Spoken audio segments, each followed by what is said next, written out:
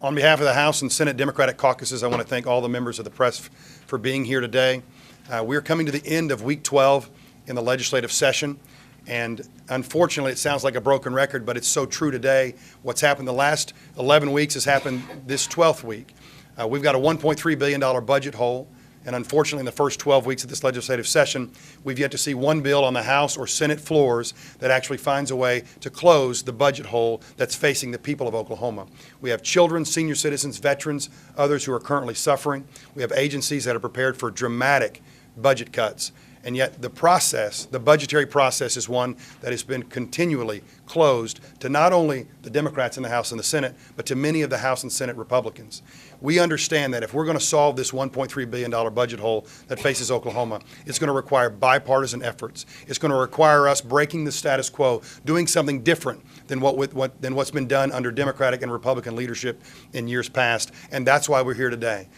We come here today to announce a new initiative, a new process that hopefully we will be joined in by our Republican colleagues as well as the governor and Secretary Dorflinger. And with that, I'll turn it over to Senator Sparks to make that announcement. Thank you. So one of the big problems we have is just getting everyone together, literally in the same page. So next Tuesday at 1 o'clock, we've invited the governor, President Dorflinger, the pro tem, the speaker, and the chairman of both the House and Senate Appropriations Committee to join us in room 419C to start the budget discussion process in the open, so the public can be involved, so everyone knows what's being discussed, what's not being discussed, so we can get our ideas out all in the open.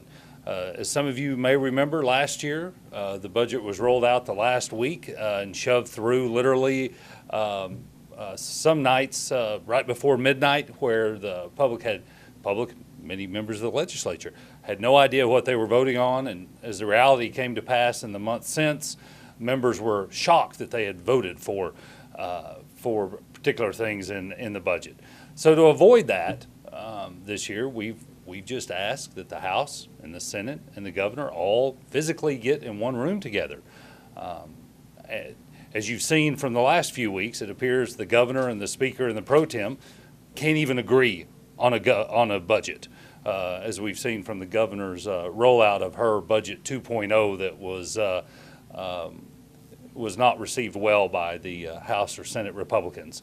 So in an effort to help the Republicans through their communication issues and try to get some movement going on the budget, since they appear not to be able to get this done, we thought we would provide an avenue of assistance so the people of Oklahoma could see what the state's priorities were going to be over the next year. We introduced the resolution calling for a disaster declaration of failed leadership at the state capitol to try to get the point across that the people of Oklahoma needed to know that the leadership in this building is not working. Senator Sparks hit right on it. And for the first time in any of our legislative histories, we've seen the governor do something to come out with an initial budget the first day of session, then follow that up 5.5 weeks before the end of session with her budget 2.0. No governor, Governor Keating, Governor Henry, Governor Walters, Governor Nye, Governor Bourne, nobody has done that until this year. And she rolled out a budget 2.0 with $500 to $600 million worth of bond proposals in it that not only are not necessarily supported by our caucuses, but they're not supported by the Republican caucus in the House and Senate either. And so that demonstrates that with only 5.5 weeks left, the communication apparently is broken down between the leadership in this building, and that's what their behind-the-scene closed-doors meetings. So we figure at this point the best avenue forward is to allow the 3.7 million folks that we represent as Oklahomans in the Senate and the House to all have a say. So next Tuesday at 1 o'clock in 419C, our caucuses will be there to present our solutions. We've invited the Speaker, the Secretary, and the pro tem and the governor to come and offer up their solutions, just to have a dialogue. We're not going to roll out a budget next week, but we're going to roll out potential budget solutions. The press is invited to be there. The public is invited to be there. You know, the old adage of sunshine is always the best disinfectant. The budgetary process is rife with problems, and we think this is potentially one method to open up the process and hopefully get a better budget for for Oklahoma citizens. Our position is that we need to restore those income tax cuts. We do need to look at expanding Medicaid. The governor's already said it. She wants to bring those $900 million home.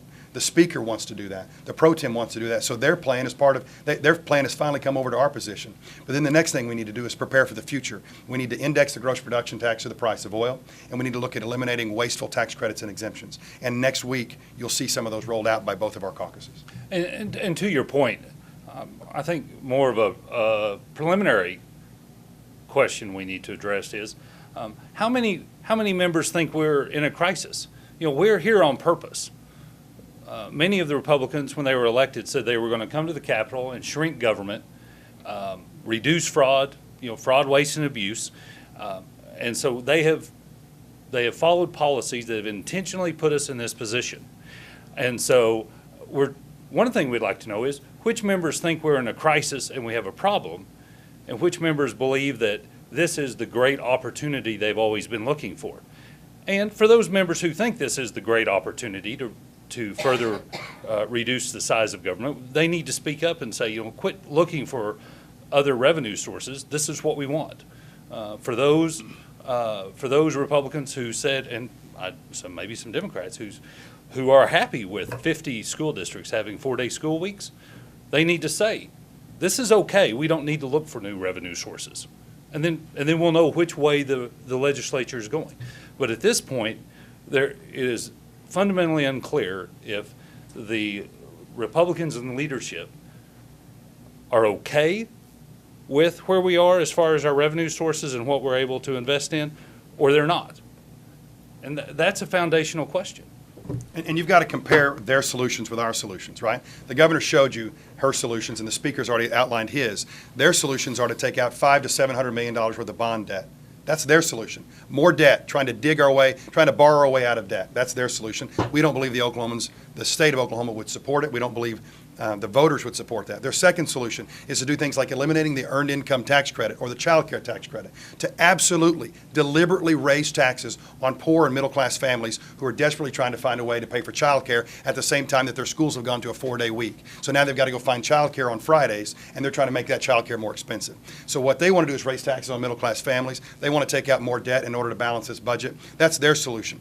Our solution is to find a way to restore the revenue that was there to begin with, roll back those income tax cuts that the speaker opposed, that our caucuses opposed. We think there's no reason to come and say, let's find a way to raise $160 million worth of taxes on cigarettes or on haircuts or on any other item when they've deliberately cut $160 million worth of income taxes in January. The budget next year is going to be every bit as bad as it is this year, if not worse. And so the idea that we're going to pass bonds to cover the hole this year, leads us to realize that, we're going to have to do the same thing again next year, except we'll also be paying interest. And so unless there's some structural changes to the way we're approaching the operation of our government, there's just no way that that's responsible to take out any bonding money now. I also would remind everyone that the House and Senate leadership, 3 out of the 4 of the people who are making the decisions at the very top are term limited. So there are those members who are going to be around in the next couple of years to have to deal with the problems caused by this budget, and there are those who are not. And so I would keep an eye on the legislators who are moving short-term fixes and long-term fixes as it relates to who's going to be back and who isn't. We find ourselves in this room or that room talking about what this person may have said or that person may have obligated this body to. Instead of all of this, who said what, we need to all get together and decide whether or not we're going to try to, shift the blame, or if we're going to take care of the people of Oklahoma. And right now, there's a lot of, I have this idea, but the other person doesn't like it. We need to cut through all that. The only way we can do it is all get together at the table. We all have notice. Unless those members have something more important to do than take care of the budget, they should be there. We have said all along that we are willing to work with them to find a way to close the budget hole. We've offered up solutions. Every single solution we've offered up, we've been told, no, no, no, and no, you have to take ours. Well, that's not the way negotiations work. The governor and the speaker they've got 71 votes in the House of Representatives. If they want to take out more debt, or if they want to raise taxes on middle-class families by eliminating the earned income tax credit or the child care tax credit, they can get their 51 votes and do it if that's how they choose to balance the budget. But if they want to do anything that involves cigarette taxes or anything else, they're going to have to reach across the aisle to us and help and ask for our help. The problem is in any good faith negotiation, you don't stick a gun in somebody's head and say, you have to vote for this. You come to us and you say, what can we do together? What compromises can be made? And what we're saying is we need to do a straight Medicaid expansion. Don't play around with it. We need to look at restoring the income tax cuts that you all passed that everyone in the state believes is fiscally irresponsible. We need to look at restoring the gross production tax that they passed that everyone understands has helped put us in this hole. And if they're willing to help us on one of those, we'd be willing to help them on theirs. But right now, we're negotiating in good faith, and they're simply not. If they come to us and say they want our help on the cigarette tax to help with the Medicaid issue, well, then the cigarette tax is directly tied to Medicaid expansion. If they came in and said, we'll do a straight Medicaid expansion, then we would be willing to consider helping them there. If they want us to turn around and raise taxes on middle-class families, well, then you got to go back and look at what the income tax has really done for those people and how they're hurting them by eliminating the earned income tax credit. We need to look beyond Memorial Day. Since I've been here, our budget horizon has always just been this year. We're always in crisis as how can we get past this year? And there's no thought on what do we do down the road. Last year, literally in the last week, as we're diverting $75 million away from the rainy day fund to cover the education hole, we had an opportunity to suspend the income tax, and they said no. And you know why? Because the problem wasn't on us literally at that moment. And so we are always doing crisis management budgets. Even good years. Absolutely. It appears that way. And absolutely. And so when we talk about structure, we're talking about how do we set up the tax structure or the business environment in such a way that we can benefit from good times down the road. If you just patch one-time budget holes, you're not changing the structural problems facing Oklahoma citizens with our budget. You restore the income tax, you index the gross production tax, you expand Medicaid, you bring those dollars in that will be recurring revenue sources for years to come that will help balance the budget and ensure that core services like education, healthcare, and public safety aren't cut in the good years like they were cut in the good years just a few years ago because of their inability to do the right things structurally. Our caucus does not believe that bonding is the way to handle this particular budget. It will not solve the problem, and so we're just not there. We think that the years of fiscally irresponsible decisions that led us to this point, gross production tax cuts, income tax cuts, refusal to accept Medicaid dollars, tax credits and giveaways to the tune of $2 billion. They put us in this mess. You're not going to have a one-time fix to find $1.3 billion. There are going to be cuts that are necessary, but we can sit down and make the structural changes this year to turn around so that we're not making those same cuts in years to come. And so we want to have that discussion next Tuesday. If we're talking about bonding for transportation, for items that have been on the 8-year plan for 7 years, we've known those expenses were coming. And so for us to take out bonds on that and treat it like it's this one-time expense is disingenuous. Yeah. And so it is completely irresponsible for us to take out bonding and call it this investment in roads and bridges, where, roads and bridges is a long-term investment, but it's also reoccurring. And so that's unless we have some pathway to a more sustainable way of running our government, that's irresponsible and as we say, a quick fix, and it's nothing we'll be a part of. That's right.